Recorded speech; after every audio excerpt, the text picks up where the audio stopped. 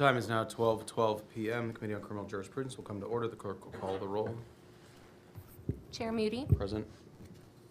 Vice Chair Cook, Here. Representative Bojani, Here. Representative Bowers, Representative Darby, Here. Representative Harrison, Here. Representative Leach, Here. Representative Christina Morales, Here. Representative Schatzline. Here. Quorum is present. Some housekeeping matters to dispense with. First, the Committee on House Administration has approved a process for the electronic submission and posting of public comments for each item on today's agenda. The public comments submitted through the portal will be posted on the Electronic Legislative Information Systems, TLIS and TLO, as well as on the House website at the conclusion of today's hearing. Directions of how to submit public comments on the portal can be found on the meeting notice for this hearing. Today, we are scheduled to hear invited testimony only on the following topic: criminal procedure related to capital punishment and new science writs under Article 11.073 of the Code of Criminal Procedure. Before we get there, I wanted to open the floor here to the members of the committee if they have any comments to make before we start today's here. I have some that I would like to make before we take testimony, but I wanted to invite my colleagues as well. So, yeah. Okay. All right. Well, then I will go first, and then I think some of my colleagues may have some words to say. My expectation was that we would have Robert Roberson here to speak with us, but that won't be happening today. And I'm sure you've all seen the motion filed by the Attorney General's office. And I'll tell you right now that it's filled with dishonest and factually disprovable claims about the process that we have engaged in. Everything this committee has done, it's done in the light of day. We've made every effort to work with TDCJ and OAG, even at the same time as the OAG telling us as members of the legislature we have no right to speak to a state agency. All that communication, all those emails are all public record. If you want them, happy to show them to you. We offered to accommodate them in numerous ways, including back in October. And I can read directly.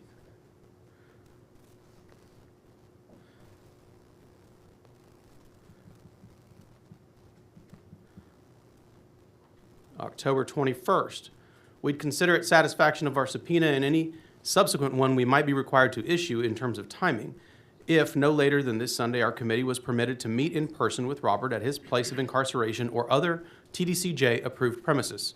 The meeting would need to be audio and video recorded. We would anticipate our committee, 2 committee staff members, and Robert's attorney needing to be present with Robert, along with any TDCJ staff that is required. I'm happy to discuss any further logistical details with you if we can agree to that in principle. Never responded to. Never responded to. October 25th. I hope you are well. I am following up on the below email from Monday morning. We are earnestly trying to reach an accommodation that would satisfy our needs as a committee as well as address the concerns your office has raised regarding safety. When we spoke Monday, you let me know that you would have to run this by TDCJ and that you would get back to me. Do you have an update to that end? If it is not acceptable to have the entire committee, I am very happy to create a subcommittee of 4 members to come to the witness for purposes of taking his testimony at a mutually agreeable time. We would like to resolve this matter as efficiently as possible, given the urgency of the matter before the court. I would respectfully request a reply by the close of business today. Thank you. The only thing I got back was this response. The subpoena issued to Mr. Robertson required his testimony on Monday, and TDCJ did not impede Mr. Robertson's compliance with subpoena, going so far as to attempt to facilitate his appearance via Zoom, a method used by 2 other witnesses at the hearing. In statements made in our communications and by the House during the hearing, the House confirmed it had no intention of taking Mr. Robertson's testimony on Monday. The House's subpoena is now expired, and the committee has adjourned.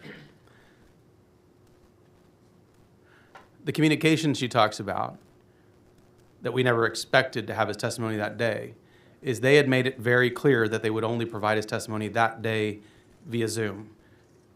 In taking into consideration Robert's attorney's objections to that and whether that accommodation was permissible or something that would be helpful to this committee, yes, we knew that that day we were not going to get there. And the question was, how do we come together and figure out a mutually agreeable way, a time, a place? That was the conversation that we started that day. And it was a conversation, as I read to you, I earnestly tried to offer everything I could think of. Never once responded to. But now,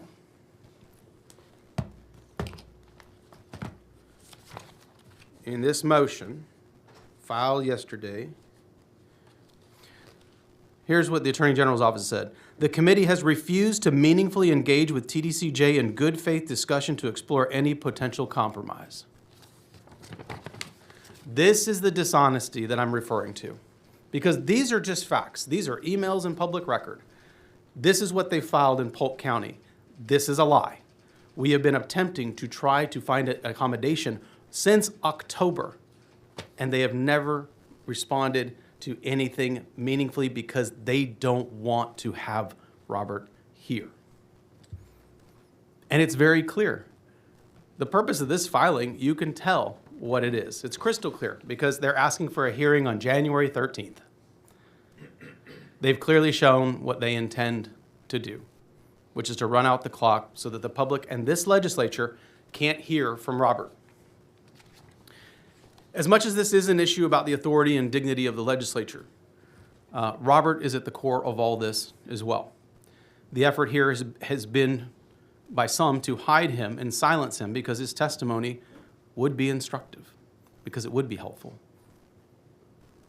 Something that really struck me in the AG's filing was their line about bringing him to the seat of our state government.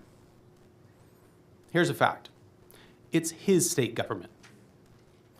Just as much as it is ours, just as much as anybody's in Texas.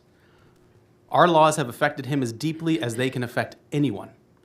And it's our job here in this building to make sure they're fair and just and work as intended. That job is far from over on this issue, and we don't intend to leave it undone. What you'll hear today is that there are nationwide problems in cases like this.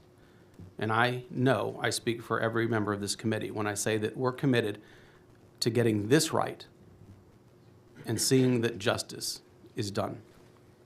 Thank you, members. Anybody have any comments? Yes, Chairman Leach. Thank you, Chairman Moody. Well said.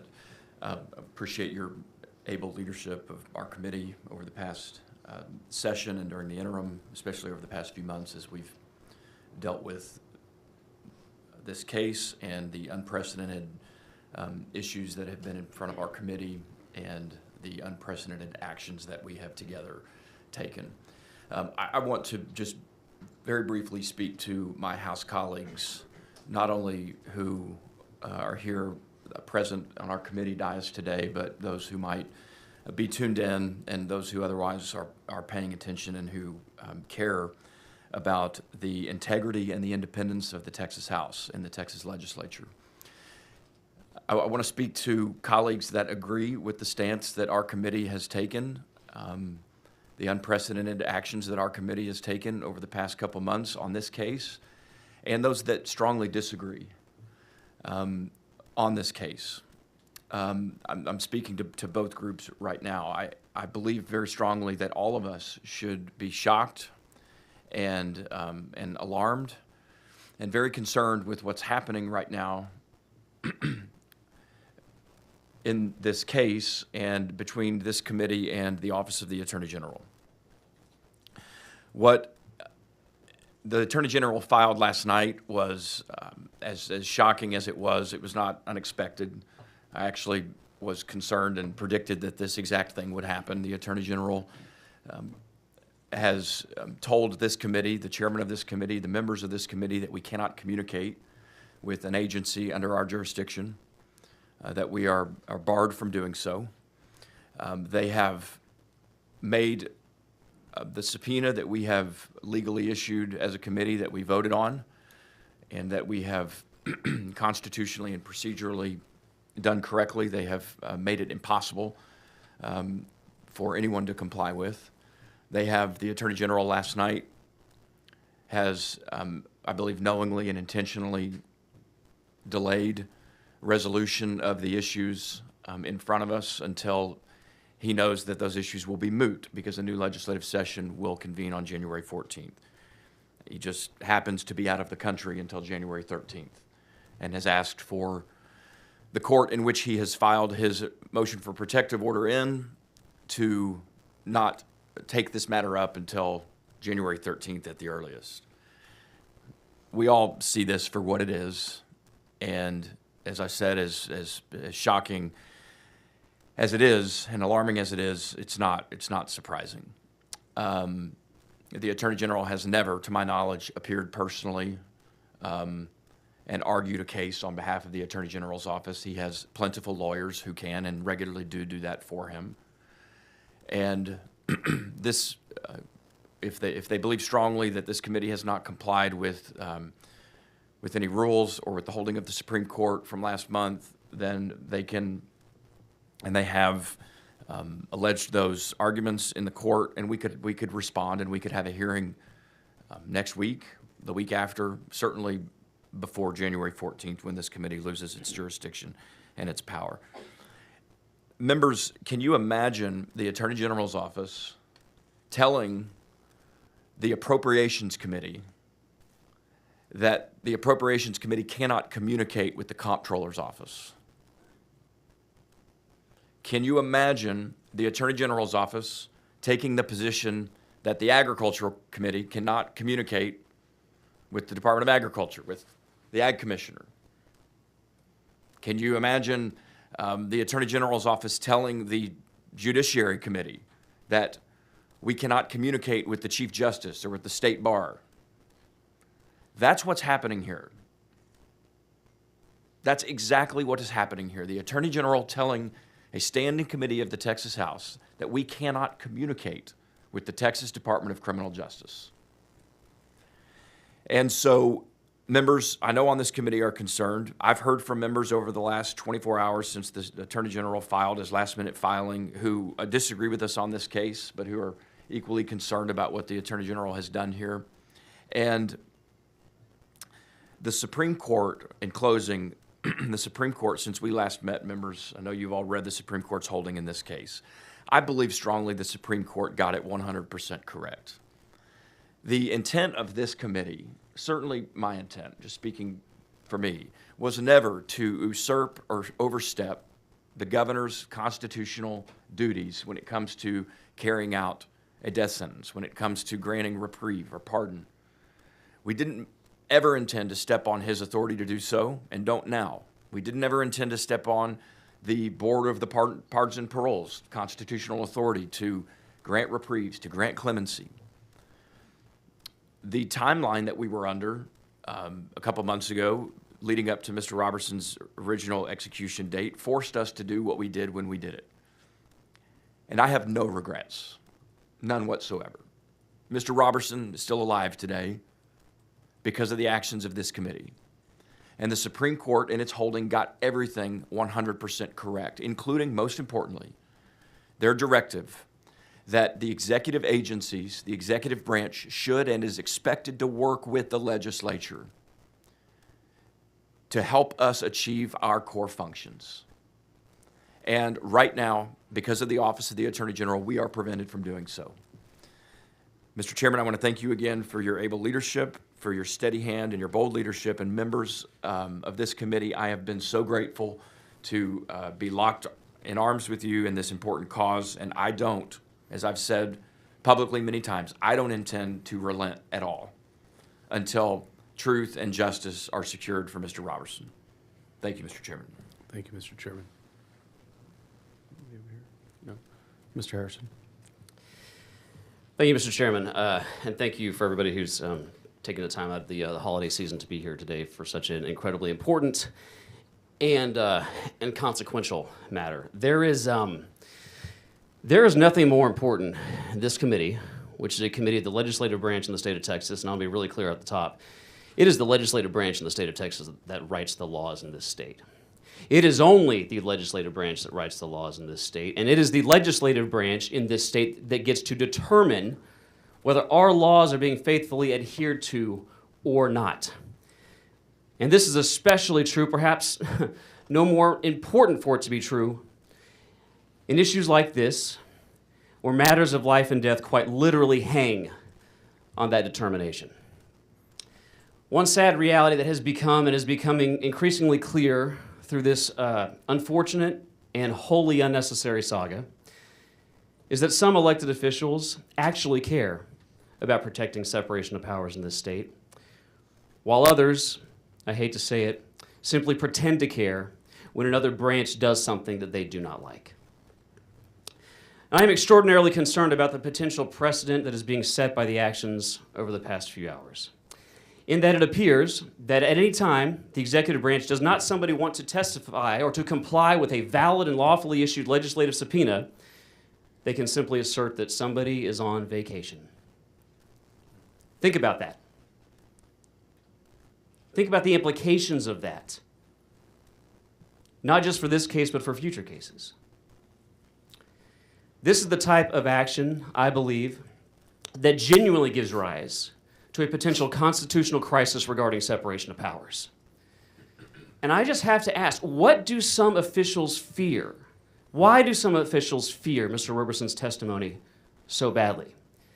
If the case against him is so open and shut as they say, why are they working so hard to flaunt laws passed by our legislature and signed by our governor that should have given this individual a new trial years ago? What is the possible harm in letting him speak here, or more to the point, letting a jury decide his case with the totality of evidence before them, something that has never happened in over 20 years, or at all? Are government officials really willing to let a potentially innocent person be put to death by the government in order to protect the reputation of a government system? As a constitutional officer of the state, as all my colleagues are constitutional officers of the state here, that is not something I will abide by. I will never blindly trust the government.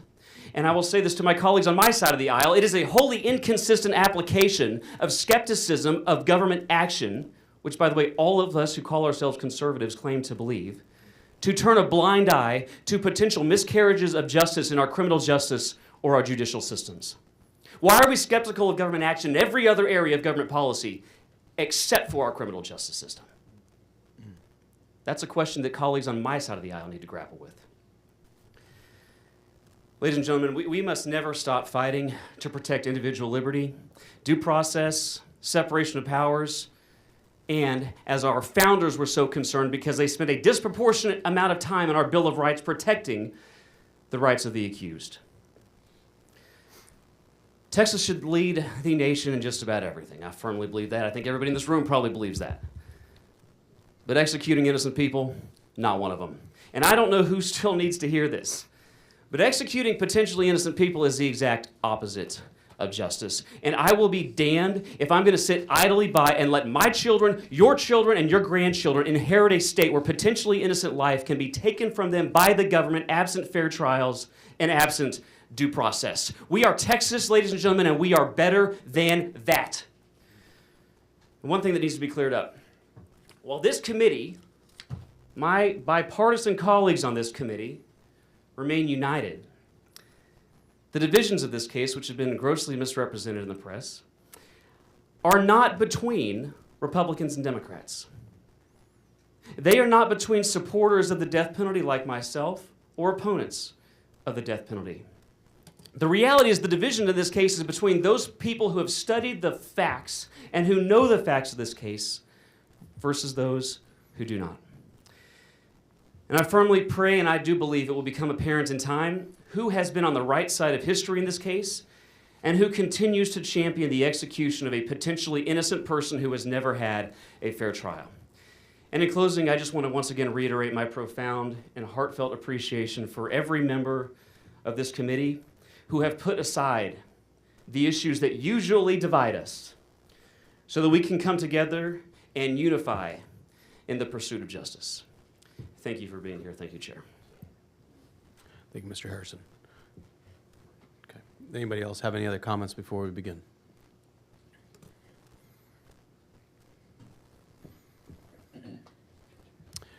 This time, the chair calls Josh Burns.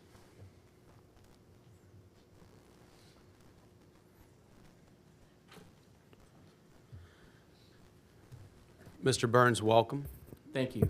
to the Capitol. Welcome to the committee.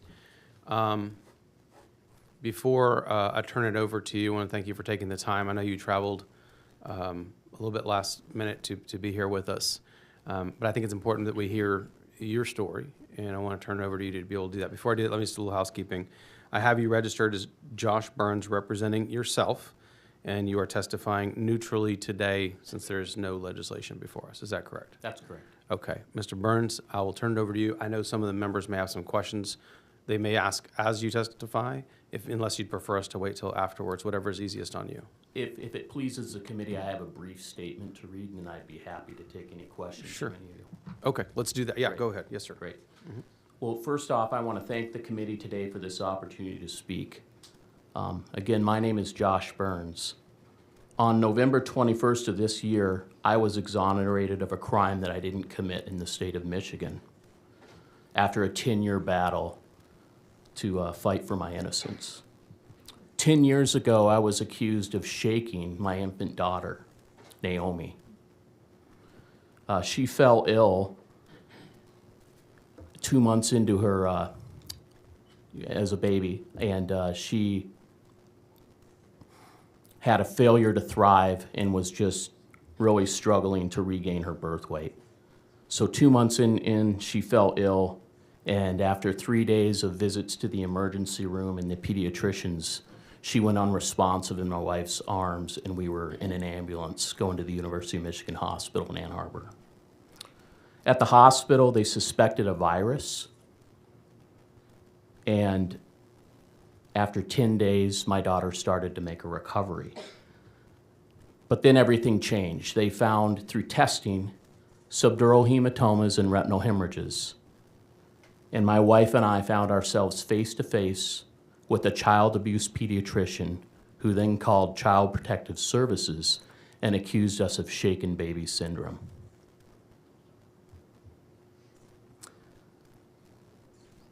So over the course of 7 months, my daughter was taken from our custody, put in foster care with strangers that we didn't know. And my wife got 3 one-hour visits a week with our daughter, and I was not allowed to see her.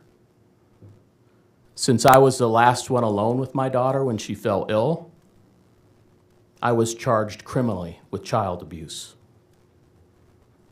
We first had a civil trial where CPS in the state of Michigan tried to terminate both my wife and I's parental rights. After the civil trial, my wife was able to get our daughter home, and I was given 1 hour to pack all my belongings and move out of our family home because I was facing a criminal trial.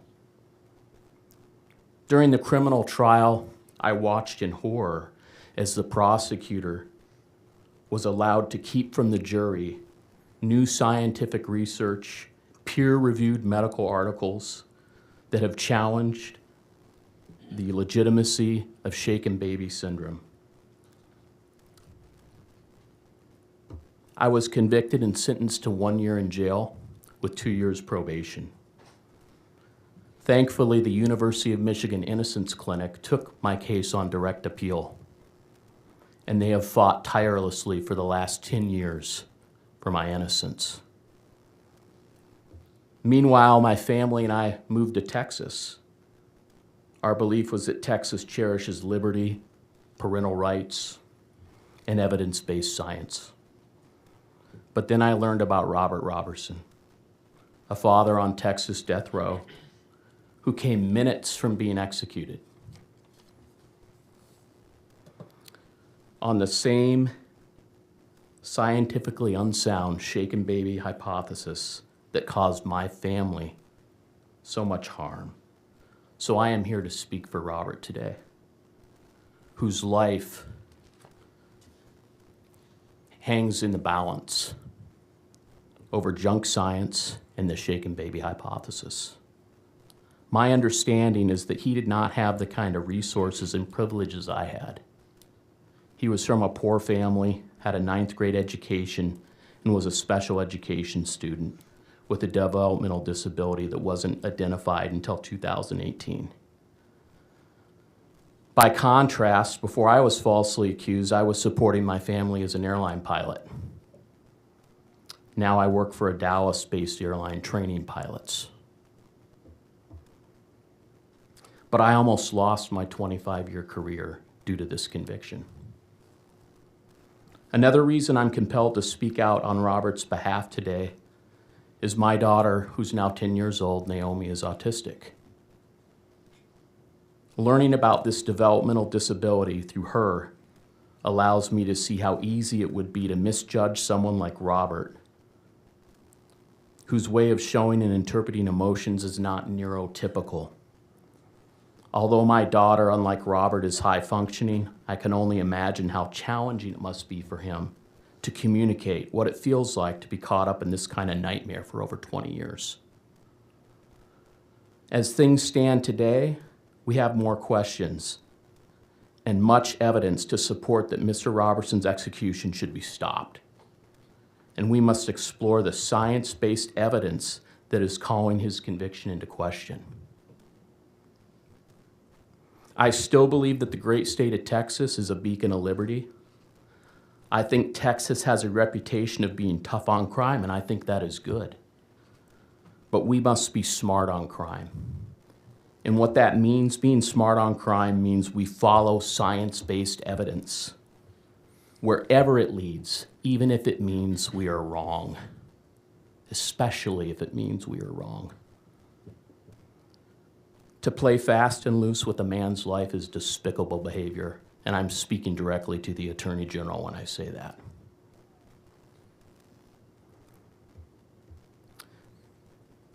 It goes against everything Texas and this nation stands for. I have followed so many cases around this nation. I am the 36th exoneree from shaken baby syndrome, but there's hundreds more. Hundreds of parents and caregivers who are sitting in prison right now, convicted under this false junk science. As an airline pilot, I live in a world where I'm evaluated every 6 months in state-of-the-art simulators. It's called a jeopardy event, meaning that my job's on the line every 6 months. If I don't perform with a mastery of airmanship in my aircraft, I could lose my job. Robert Robertson's also in the life and death business today, isn't he? And I wonder if our court system and our prosecutors understand the life and death business they're in and understand the gravity of the power they yield in their hand. As we are all anxious to go home this weekend to our families and celebrate the holidays, there's a man sitting in a small concrete cell, waiting for a new date of execution. I want us to all think about that. I challenge everyone in this chamber today to think about that man as we're home with our families this holiday season.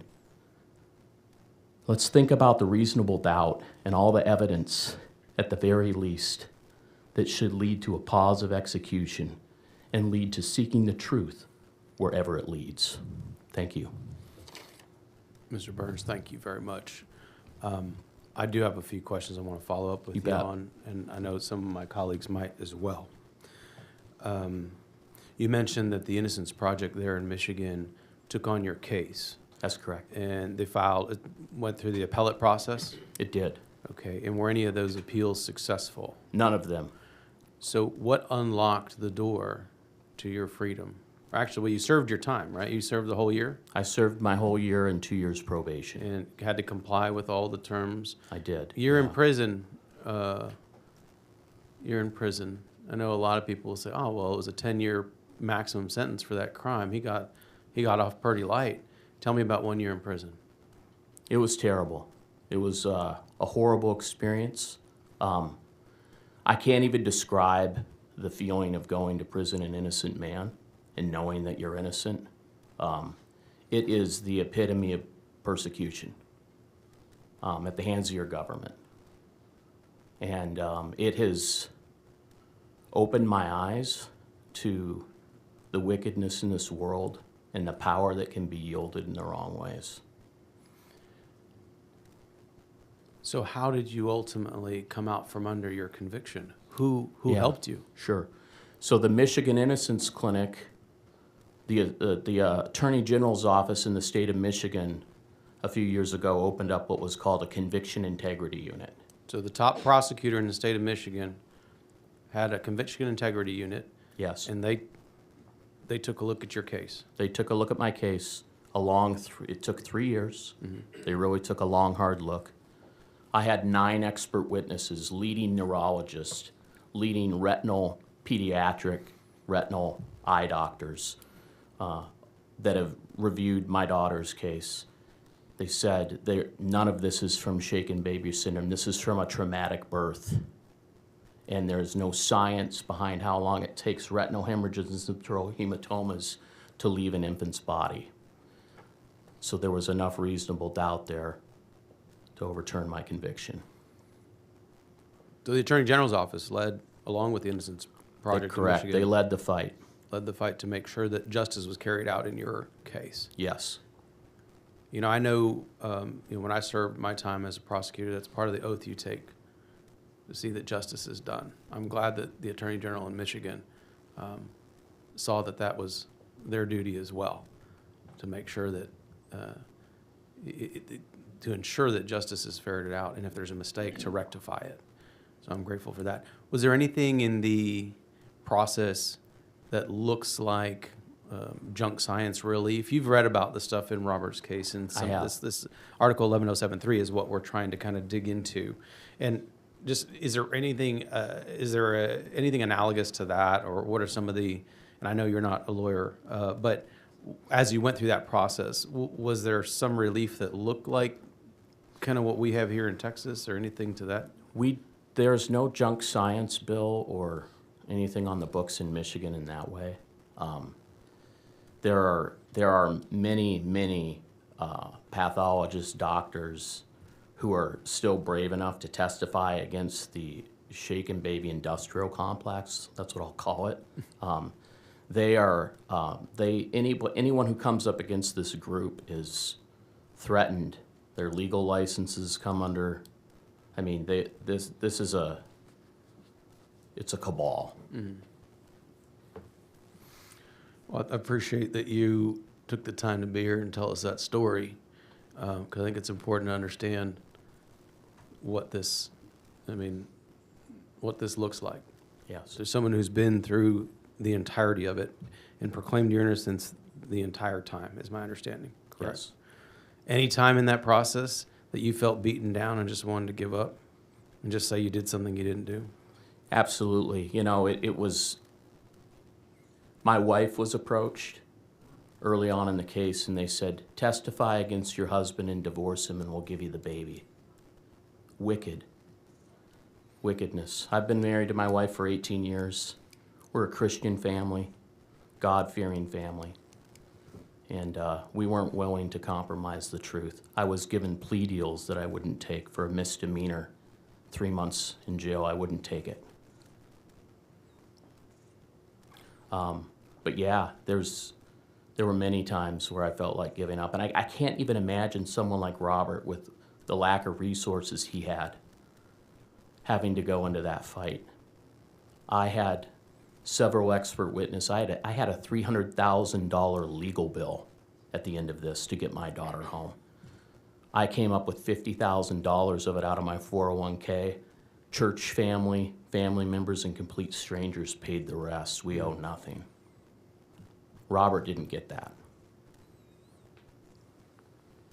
Thank you for sharing that. Members, do you have any questions? I'll go down the list here. Questions? Yes, Mr. Harrison. Thank you, Mr. Burns, for being here, taking time out of your schedule around the holiday time to be here. I think in addition to saying thank you, even though I don't speak for anybody in the government of Michigan, I feel compelled to say I'm sorry that you and your family endured that. It's not right, and it's not just. But if I heard your testimony correctly, it sounds like you are representing that this injustice has befallen many people, not just in Michigan, not just in Texas. How many people do you think might be sitting in similar situations to ones like you sat in? Hundreds. Hundreds. Hundreds of people may be sitting in a cage, like an animal, for a crime they did not commit. Is that your testimony today? Yes. How confident are you in that? I'm very confident in that. I have access to many innocent groups, lists, listservs, National Registry of Exonerees, and then people that are still fighting for their innocence. So I can confidently tell you hundreds. And I know this is a painful topic for me to ask you a couple questions along the lines where I'd like to go, having heard your testimony, just scribbling down a couple notes here. I know it's tough, but I don't think you wouldn't be here if you didn't think this was important. And a lot of people get confused in this case. They see headlines and allegations and just awful sounding words, legal jargon. And can we just bring this back home for a minute and just, we're all human beings, and you're a human being, and your wife, your daughter. Tell us a little about the impact on you and your wife's emotions upon learning about you had a child that had illnesses. That must have been very difficult. Talk about how just the baseline level of struggles you and your family were undergoing, and then layer on top of that what it was like. Take us inside behind your eyes when you learned that not only were you struggling with an infirm daughter at the time, but that you were going to be accused by your government of being the cause of it. What was that like for you? I felt completely betrayed. Betrayed by who? By the system, by medical doctors who took an oath to do first, do no harm. I felt betrayed by my government, my country. I lost my job because of this. All the seniority I had at the airline I was flying for at the time, I lost all that. Had you had any history of things like this that might lead somebody to reason to believe you would harm a child? No. Did you believe once you first realized that because of this, the child abuse pediatrician that for whatever reason was interacting with your daughter, and you became aware at some point that they were zeroing in on you, did you believe that as an American citizen you would be charged of a crime like this? No, You did not believe it. I didn't. I was naive to it. When this first all happened, I thought, well, we just need to cooperate and straighten out a big misunderstanding. And then as we got into it further and further, I actually asked the child abuse pediatrician, do I need an attorney? And I can tell you something very egregious about these child abuse pediatricians. They don't treat children. They investigate. They do investigative interviews and contact investigative agencies, child protective services, police departments. They don't actually treat children. In fact, the child abuse pediatrician who I came into contact with has a federal grant to diagnose abusive head trauma, which is shaken baby syndrome. It's the new word they use. Yeah, they can't call it shaken baby syndrome can't. anymore. Why can't they call it shaken baby syndrome Because anymore? that science has been defeated. Yeah. Could that explain why the Office of the Attorney General refuses to refer to Mr. Roberson's case any longer as a shaken baby case? Absolutely. You were shocked to learn you were charged.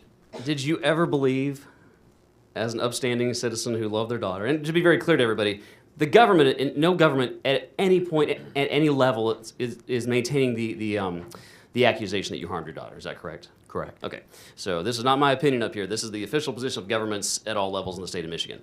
How shocked were you when you went through the trial and found yourself convicted of a crime you didn't commit? It was very shocking, very tough to describe, especially as I awaited sentencing. They were still harassing my family. My wife and daughter had to leave the state of Michigan because they were still, CPS was still trying to enter the home and, see my wife and daughter. So it was a horrible time. I was awaiting sentencing, not knowing I was facing 10 years. Having to have conversations with my wife like, hey, you've got the baby, you've got our baby girl, whatever you got to do. You might I might be going away for a long time. You might need to just divorce me and get me out of your life, because I went into jail still facing a parental rights hearing. They still were full speed ahead trying to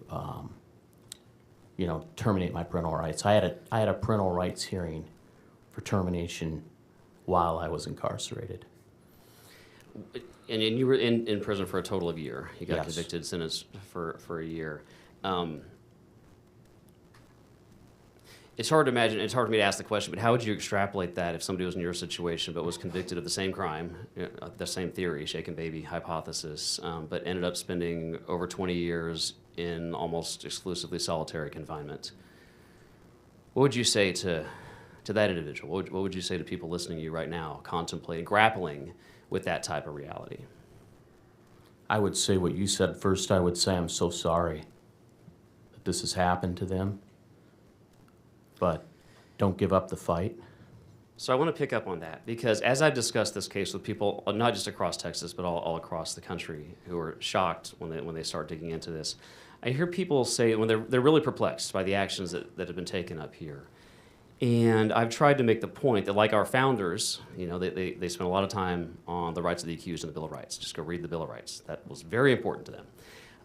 One thing that I've heard repeatedly is that these are, maybe somebody didn't commit murder, but if you're on death row, if you're convicted of murder, at a bare minimum, you're a horrible person, and this type of thing could never happen to me. So why should I concern myself with it? What would you say to somebody who disagrees vehemently with the actions of this committee? And one of the reasons is they believe they are upstanding citizens, they don't have rap sheets, and that the government could never falsely convict them of any crime. So of what consequence is it to them? What would you say to somebody who says things like that? It happened to me, and it can happen to anyone. It can happen to anyone. I was an airline pilot who went through FBI background checks every year to make sure I wouldn't crash an airplane into a building, right? After 9/11, fingerprints on file with the FBI. The most stringent criminal record searches every year done on me, and it happened to me. Had you had any criminal record whatsoever prior to this? No. Never been arrested for anything? Back when I was a teenager. Okay. Yeah. But I am very familiar with FAA regulations. Yes. And the strenuous security, especially in a heightened post 9/11 environment that airlines and airline pilots are subjected to. One thing real quick, you've mentioned some of the similarities and differences. You followed the Roberson case at least a little bit, is that Yes, correct? as much as possible. Right. Some of the things you mentioned, that it appears, similar in comparing and contrasting this, it appears you had the public largely behind you. I did. That has not been the case in Mr. Roberson's case. You, I would assume, are a respected member of your community, a professional, an airline pilot, somebody who literally has hundreds of lives placed in the palm of your hand on a daily basis. You're educated. You had means. I just heard it in your testimony. You had money. Talk about the potential differences in the system, somebody who is a marginalized citizen, a ninth grade education, somebody who's autistic, and somebody who had no connections to any political or elected officials and no connections to resources to help them in a defense. How do you think you're sitting here today and somebody in that type of situation, not necessarily him, but somebody like him, how could you see a justice system that's supposed to be blind, Lady Liberty is supposed to be blind, how could you see the potential disparities for somebody like you, accused of shaken baby syndrome, and somebody like him? Yes. Well, I think it's a disaster from the start for him, because he's not allowed, if he has a public defender, what's the budget for expert testimony and expert witnesses for a person in the public defender's office? I mean, right there. Well, actually, let me ask you that, because one of the facts Yeah. that was one of the early facts I learned about this case that I found most troubling was when I learned that his court-appointed public defender agreed from the outset with the prosecution's theory of the case, and he said, and this is a direct quote, the court-appointed public defender said, and I quote, "This is a classic shaken baby case." How do you respond knowing that? How should people respond knowing that? It's egregious. It's Could he possibly have had a fair trial if that was the position of his own attorney? absolutely not. Why not? Why Should not? have been a mistrial for saying that alone. Because that's just, that, coming in with that bias, how can he get a proper defense under our Constitution? Talk about that, because you were accused of shaken baby syndrome. You had Yeah. it, you mounted a defense. Yep. His attorney said this is a classic shaken baby case. So if that's true, that the defense attorney agrees with the prosecution's theory of the case, for people who don't understand the triad and the intricacies of shaken baby and what constitutes it, for people watching maybe at home, why is it impossible, and this is the position of our committee, why is it impossible for him to have had a fair trial? Because any doctor that testified in his case was testifying against him, and there was no rebuttal witnesses. Yeah. So because his attorney agreed with the prosecution's case, Yeah. no jury ever heard or interacted with arguments or evidence of potential innocence. Correct. Is that correct? Correct. Okay. Thank you. And I want to move on here to let other people talk. But one thing that I do think is really important. You're here, and you said in your testimony, if I heard you, so tell me if I'm correct, you said you are here to speak for Mr. Roberson. Is that what you said? I am. Okay. What do you say to people who would say to you the things that they have said to every person sitting on this dais, that you are here to protect a baby murderer, that you are soft on crime, that we are engaged in government overreach? Are you here to protect a baby murderer, and are you soft on crime? Neither, no. But what I am here for is encouraging our government and all people to follow evidence-based science.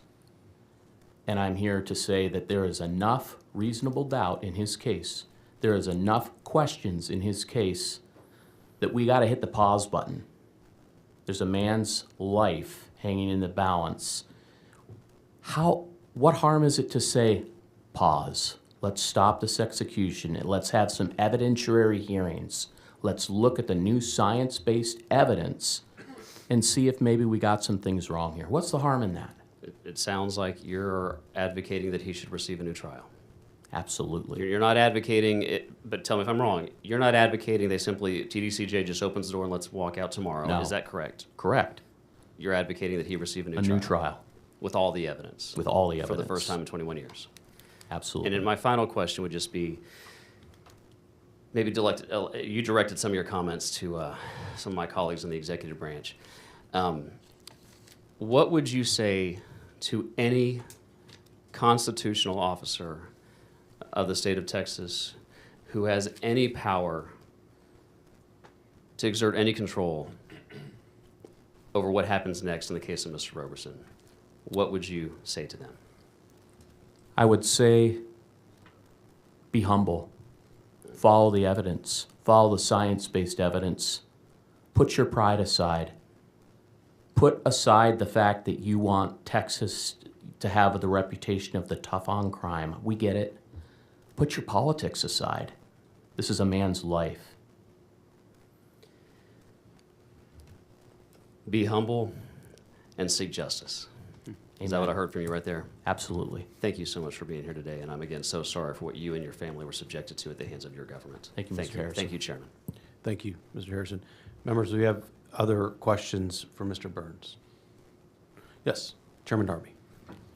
Thank you, Mr. Burns, for being here. Your story is powerful, and I hope it's compelling.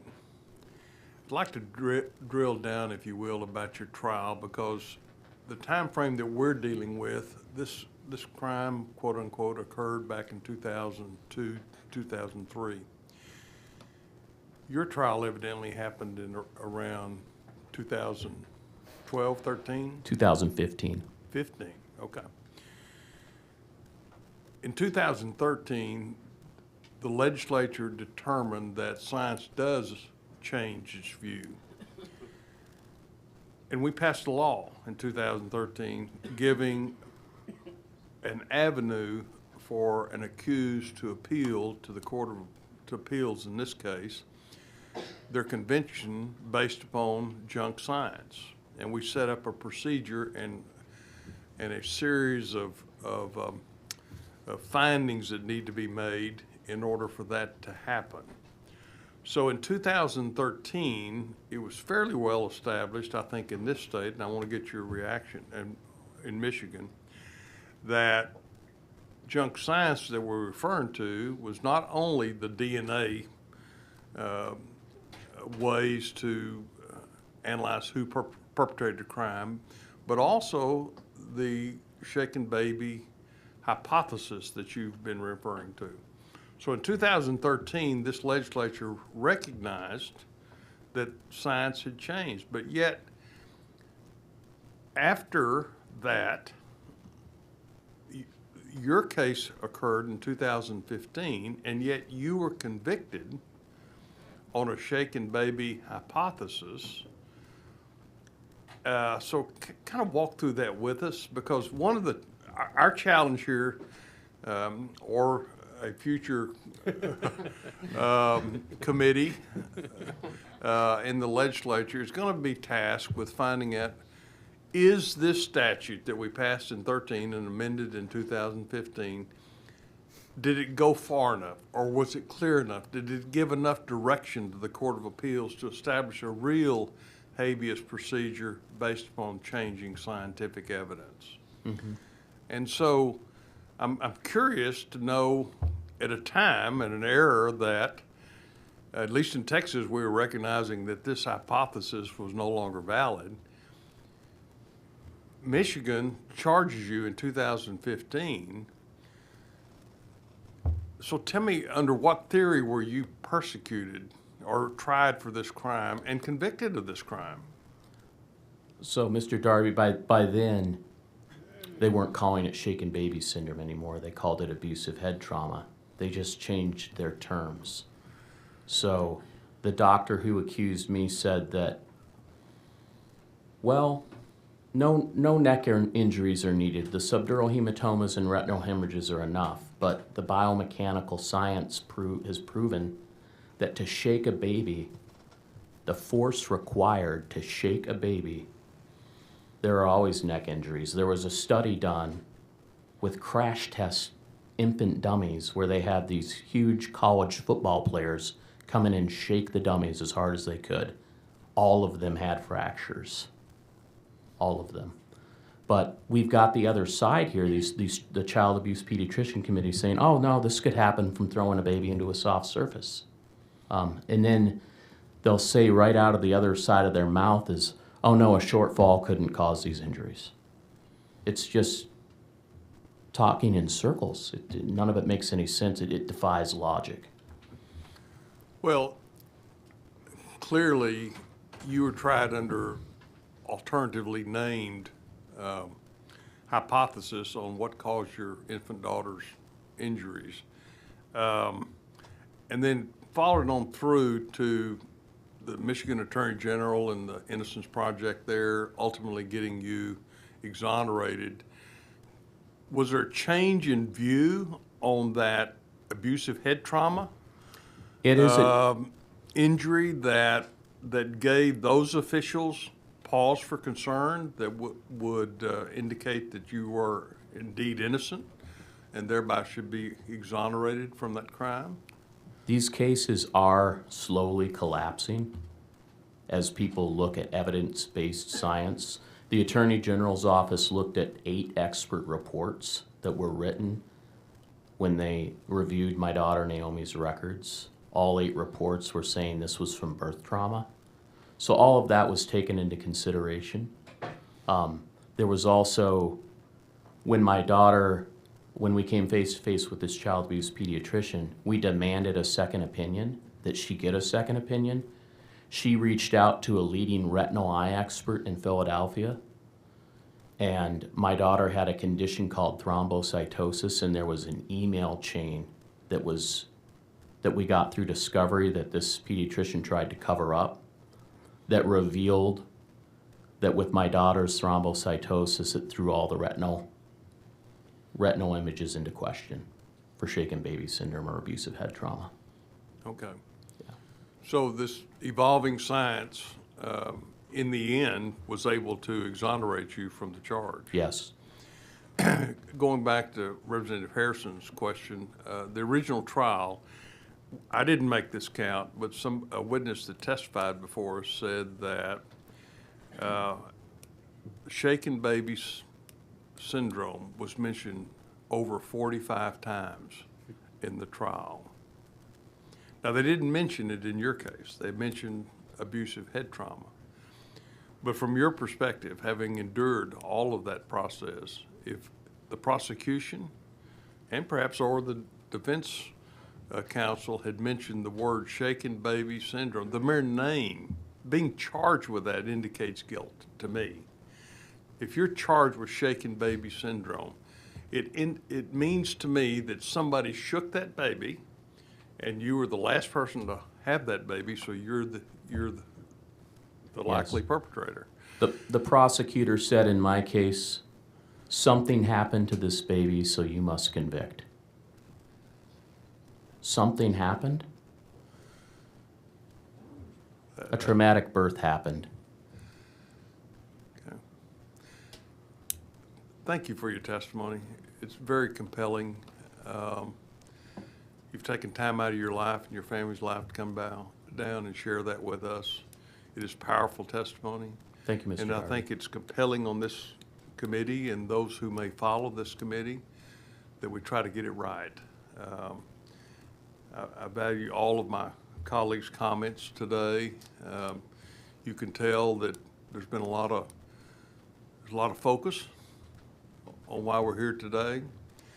And but I for one will say that nobody should ever challenge this committee's willingness to find and do what's right with regard to not only Mr. Robertson's case, but for every other Texan that may come under the heavy weight of laws that this legislature may pass. So thank you for coming and being a part of that today. It Thank means you, something. Mr. Darby.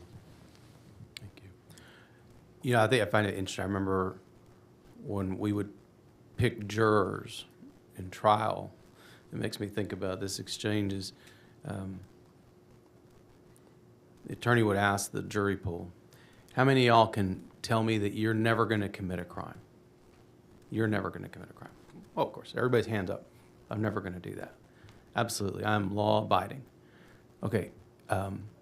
Everybody hold your hand up if you can promise me that you'll never be accused of a crime. So just understand that is, and Mr. Harrison references, that is why the founders spent an enormous amount of time on the rights of the accused. It's why a committee like this is integral to ensuring that our society has a just and fair system. Like this is the work we get to do. And for far too long, people, I think, Brian, you said this very well, people have kind of given this area a pass. We don't have to be skeptical here, but it's okay. And you get better results when you ask the questions. So I appreciate you being here. I don't know, did we have any other questions for Mr. Burns? I didn't want to. Yeah. Oh, yes, sir. Mhm. Thanks, Chair. Just one clarifying thing to pick up something you said to Representative Darby during his exchange with you that I think is so important. And you sort of, as somebody who is, for better or for worse, you have lived with shaken baby syndrome / abusive head trauma for years. And when I heard you say it, I know the import was apparent to you, but I fear you might have glossed over it so quickly when you said it.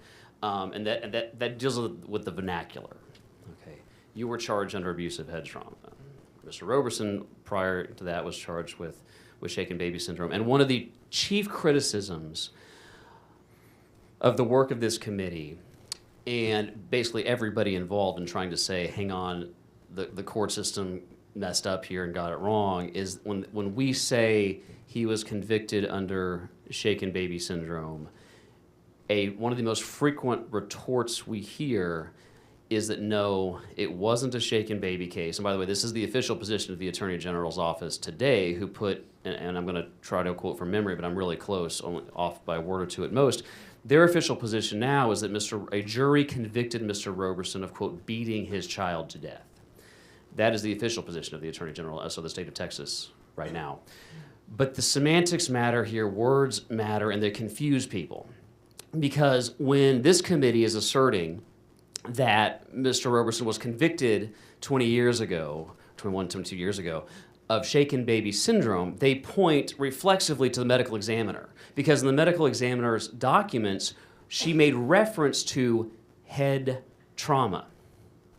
And I want you to help people who are watching understand how that is, in fact, not different from shaken baby syndrome. Because when I first heard head trauma, I think like everybody else, I had the image of a head, a healthy, functioning head, and some object, and then some object external to the head, and then some force, an external object made impact with the exterior of the head. And I think that's what everybody hears, myself included, when I first looked at this. When you hear the child, on the medical examiner's report, it references head trauma. Can you please talk as if you're talking to people who haven't lived and breathed this, but you glossed over it in your exchange with Mr. Representative Darby when you said head trauma versus shaken baby syndrome? Because people say, no, it's not shaken baby case in Roberson, it was a head trauma case. Help demystify and clarify some of that up, if you don't mind. Sure. So for years, they called it shaken baby syndrome. And as the science-based evidence and research and biomechanical engineers and the leading doctors, neurologists, everybody involved in this took an honest look at the science-based evidence, the shaken baby syndrome community realized that they had to change up their terms because they were being defeated. So they said, we're now going to call this abusive head trauma. It's no longer shaken baby syndrome. We'll call it abusive head trauma. And is it true in those cases, because I think this is the central point, is it true, based on your knowledge of this, that the head trauma does not necessarily, and in fact, in the case of shaken baby, it's explicitly like preclusive.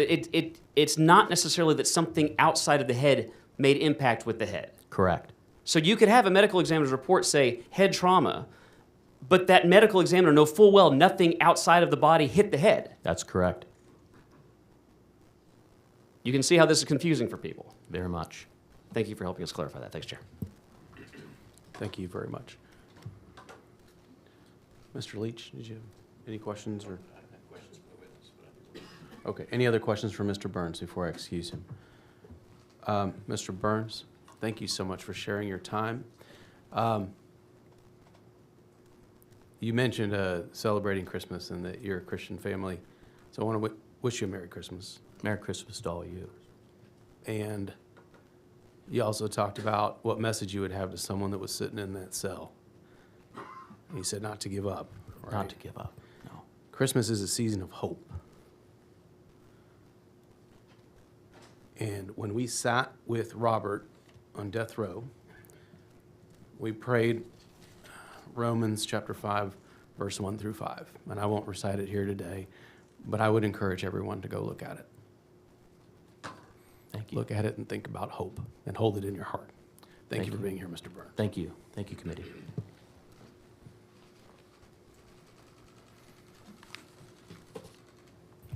Yes. We do not, hold on one second.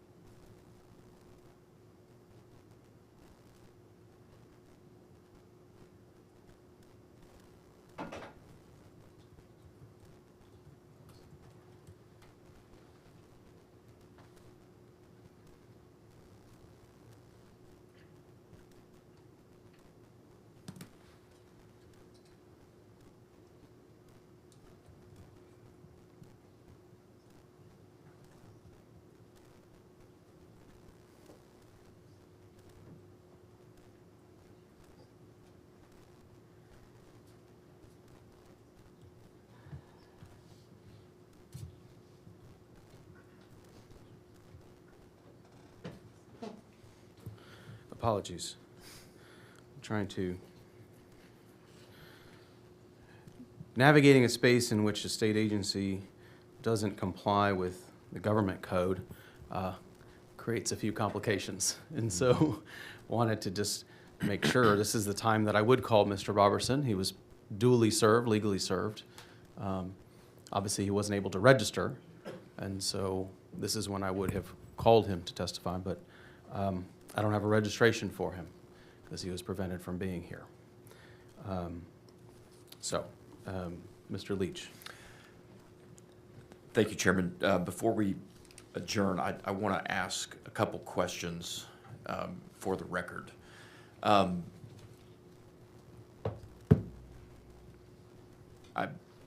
I believe strongly, especially after hearing what we've heard today and understanding where we are procedurally and what the Attorney General's office is doing and the position that they're taking. I feel strongly that, members, we have not come this far to only come this far. And we owe it to Mr. Roberson, to the people of Texas, and we owe it to our fellow House members as we head into a new legislative session to get answers to some of these lingering questions as to what the Attorney General's office can and cannot do when it comes to interfering with the legislative branch's constitutional authorities. And so, Mr. Chairman, I would like to suggest, in fact, I feel strongly, that the Attorney General himself and/or his designee should come in front of our committee between now and January 14th and answer questions. Not in a letter writing campaign, not in an email campaign, but in front of our committee and in front of the whole House and in front of the people of Texas. One of the questions that I would like to get answered sooner than later is, if I drive to the Polunsky unit and want to meet individually with Mr. Roberson, can I do so? It has always been the case that legislators can, and many of us have, visited units and been granted full access to incarcerated individuals, including those on death row. And TDCJ, to their great credit, has always welcomed and rolled out the red carpet to legislators who want to do so. I know I've done so on many occasions, and I know you have as well. So if tomorrow or Sunday or Monday, if I show up myself or if a group of members on this committee or otherwise showed up at the unit to meet with Mr. Roberson, is the Attorney General's office telling us that we cannot do so? I'd like an answer to that question. I would also like to suggest, Mr. Chairman, I will defer to you and your able leadership of this committee, but I would like to suggest that we schedule a hearing in early January before January 14th and invite the Attorney General's office, not only invite, but demand that the Attorney General himself and/or his designee appear in front of our committee. I think it's entirely reasonable. This committee has jurisdiction over TDCJ, and we are being told, Mr. Chair, as you've appropriately noted and we've referenced many times today, that we cannot communicate with the state agency. So I would like to suggest that we consider reconvening in early January and inviting the Attorney General's office to testify. I think we owe it, as I've mentioned, not only to Mr. Roberson and to this committee, but also to the entire Texas House to get those answers clarified before we head into next session.